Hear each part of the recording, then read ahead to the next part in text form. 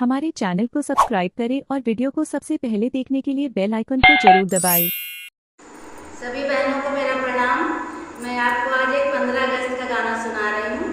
अगर गाना ये आपको अच्छा लगता है तो मेरे चैनल को सब्सक्राइब करिए, वीडियो को लाइक करिए और कमेंट करके बताइए कि आपको ये गाना कैसा लगा।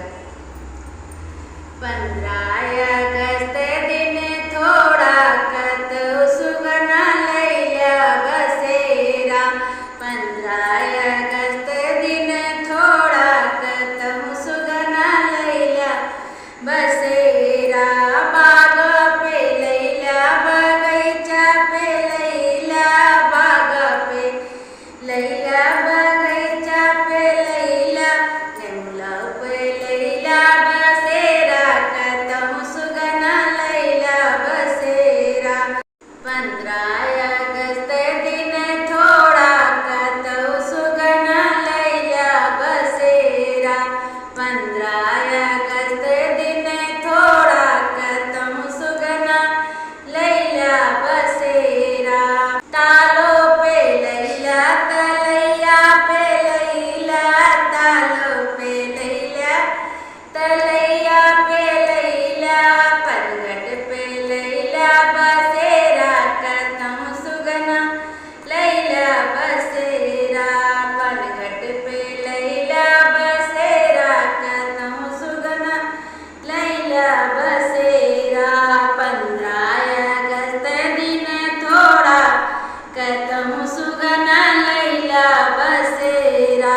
15 अगस्त दिन थोड़ा कतम सुगना लैला बसेरा। महला पे लैला दू महला पे लैला, महला पे लैला दू महला पे लैला, खिड़की पे लैला बसेरा, कतम सुगना लैला बसेरा। खिड़की पे लैला बसेरा, कतम सुगना लैला बसेरा। 15 अगस्त दिन थोड़ा कतम सुगना लैला बसेरा। 15 अगस्त दिन थोड़ा कतम सुगना लैला बसेरा। सेजिया पे लैला सुपेतिया पे लैला, सेजिया पे लैला सुपेतिया पे लैला, तकिया पे लैला बसेरा, कतम सुगना लैला बसेरा। तकिया पे लैला बसेरा, कतम सुगना लैला बसेरा।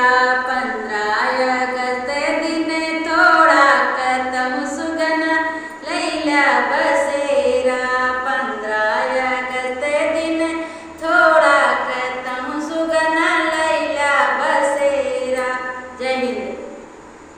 अगर आपको ऐसे ही गाने भजन कीर्तन सुनना है तो मेरे चैनल को सब्सक्राइब करें और बेल आइकन को प्रेस करना ना भूलें। धन्यवाद।